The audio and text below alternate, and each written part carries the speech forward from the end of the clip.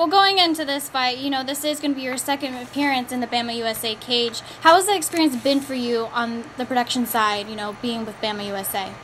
Well, I've pretty much been all over, been all to the quote smaller shows. I would say Bama's the closest to the big shows. Me and Strike Force and UFC, of course. And I actually wanted to join Bama. I actually contacted Brett sometime back. So everything's first rate. There's no better place to be if you're not in Strike Force or the UFC, plain and simple. You mentioned Brett Roberts. He actually thinks, and he's told me before, that he thinks that you are one of those fighters that has been really overlooked. What's your response to that? I'd say he's spot on. It's mainly because of the record that's wrong on Sherdog, and even if there was the few wins on there that should be on there, I was a guy who somebody would call and be like, okay, because I know a lot of people, I need a fighter in 2 weeks, and I'd be like, okay, let me know who I'm fighting when I get there, and I'd fight a guy on short notice in their hometown. Maybe the training wasn't the training for normal training and training for a fight's a little bit different. So I'd lose close decisions in somebody's hometown where their manager was putting on a promotion, and I went to the after party and danced till 4 in the morning, and they went to the hospital, and I lost the decision.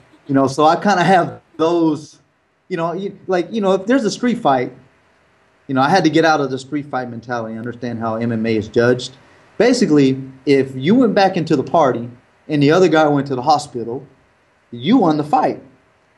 But that's not how it works in MMA. I have guys who, they're split open and lumped up and bloodied and have concussions, but they got a takedown, and I have good jiu-jitsu defense, so I'm like, okay, nothing's happening here. He's not doing anything, and they hold on to me, not hold me down for 45 seconds, and they steal the round, and then they win a decision.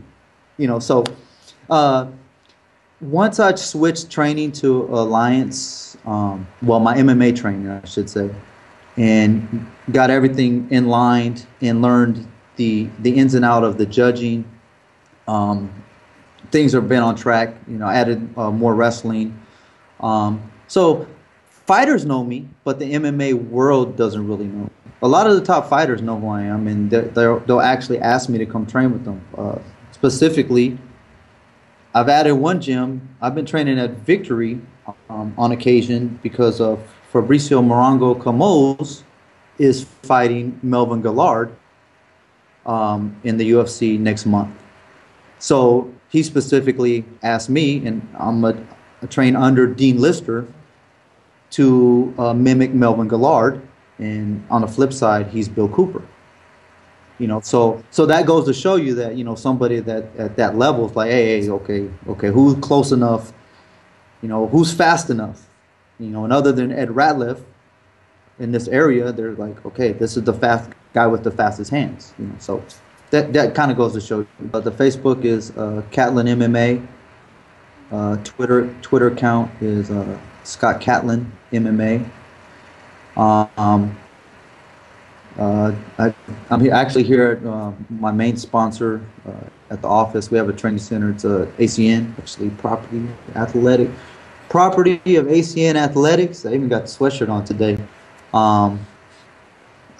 This is where kind of what keeps me, I work in a hospital, but as far as building my future, this is kind of where what gives me the opportunity to do what I do and be out there with my son, as you guys see on Facebook, pretty much daily. I'll be leaving here to go meet his bus to take him. He's probably going to want to go to the beach or freaking SeaWorld or the zoo or something today. No, really. I used to love those places as a kid, but when you're on a trip 150 in the last 2 years, it's kind of like, but it's good for him, so that's why I do it. So you fight for your son? My grandmother, who was my closest relative, just passed away in April, and she always taught me that, and all of us, There's actually almost 200 grandchildren, great-grandchildren, and great-grandchildren. Yeah, yeah, one community. Um, she always basically said, at the end of the day, it doesn't really matter what you have and what you think. It's what the impact you have on the world and what you've done for others. And that starts with your children, obviously. So if I didn't take care of, Isaiah and be there for him and try to set example for my oldest son, Scott Jr., and of course my daughters, then what would be the point? At ACN, what we do is pretty much, I'm a broker for all the essential services that people have, like cell phone, cable, video phones, electricity, where you can basically, instead of the companies pay me commission to have people be my customer as opposed to paying for advertisement. You can go to teamufc.com or catlingglobal.com. Get all your essential services hooked up at a reduced rate. You can save about $500 on cable. And also, I can't drink regular energy drinks. They make me sick. They literally. I used to throw up on the mat. ACT, drink ACT, chulavista.com. Healthy energy, keeps me fit. And those are the two main two. That's where I roll with. Training, whew, my goodness. I just left Gracie Eastlake, where I train under Master Elias Gallegos. It's Gracie Umata, ran by Master Hoyler Gracie. Elias is a Dean Lister black belt. I do my MMA training primarily at Alliance. As I mentioned before, I've been going to Victory with Dean and Fabricio and Master Hoyler.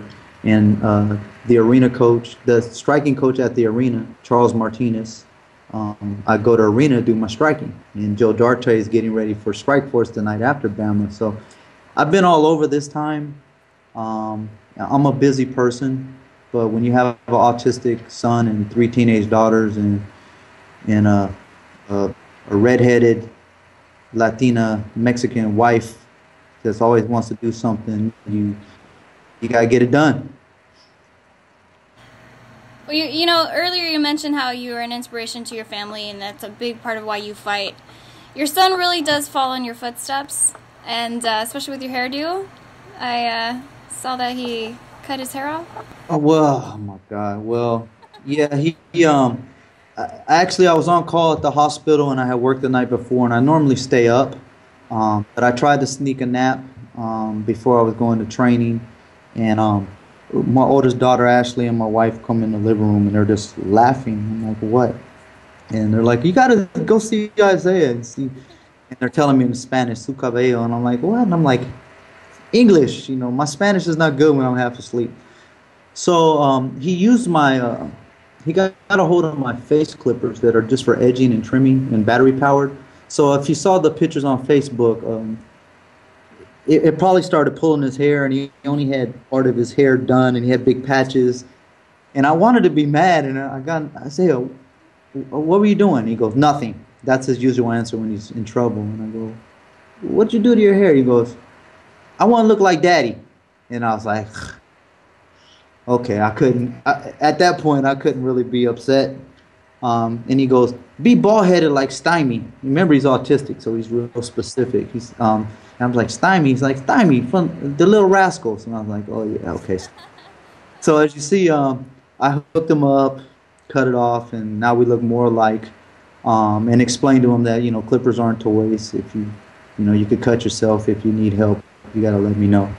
So he keeps me on my toes. It's really difficult having a almost 15-year-old who has a photographic memory but is still simple in certain ways, and still wants to play with stuffed animals, and we're in public and he's playing with his toys and people are like, isn't he big? And I'm like, yeah, it's his thing and he doesn't care what you think, so don't worry about it. Well, he takes after his dad. He doesn't really care what other people think, and he goes in and puts on a show on his own. Well, I care only to the extent that you never have to question my motives, and I always do strive to do the right thing, which is often the easy thing's not always the right thing to do, and a lot of people go the easy way out. So there's certain people whose opinions really matter to me, um, but you're always going to have haters and detractors. But the difference with me is my motives are always altruistic, and you know, I always want to do the right thing. So, you know, it is what it is. Well, I may be opening a can of worms here, but as you know, the 155 division is kind of stocked with a lot more fighters. Do any of those in the weight class, specifically with BAM USA, stand a chance against you? Well, everybody stands a chance. You know, I'm not. The one thing I'm sure you know by now, you don't get you get matter of fact. You don't get false bravado from me. You know, Joker, just because he's so damn big, he really needs to be a damn heavyweight, obviously. He's struggling. Yeah, I know. He's getting there, though. He's getting there. Yeah, I was like, man, jeez, I'm doing all this wrestling and I gained some weight and I'm stronger and I have more muscle. And then I'm like, okay, I better shut up because Joker's probably like 15 pounds heavier than me, you know, right now. Everybody's pretty good. You know, Glaudeman's on this card. He's tough. Magdaleno, even though they're fighting at 50, they could come to 55. You know, Bill, obviously. See, here's the thing. People going to this fight, you don't blink because he's so good at jiu-jitsu that if I make any type of mistake, he can catch me in something. And I'm not. I have to go take my son out every day. I have a life. I'm not, if he gets a hold of something, I'm not having surgery, I will tap. You're stupid if you don't tap, okay, people? If something's going to break, you should tap, okay? But also on the flip side is I can hit him with one punch and the fight be over. And that's what I don't think he realizes, that, you know, my left hand makes people stupid. My right hand puts guys 200 plus with big gloves on the floor.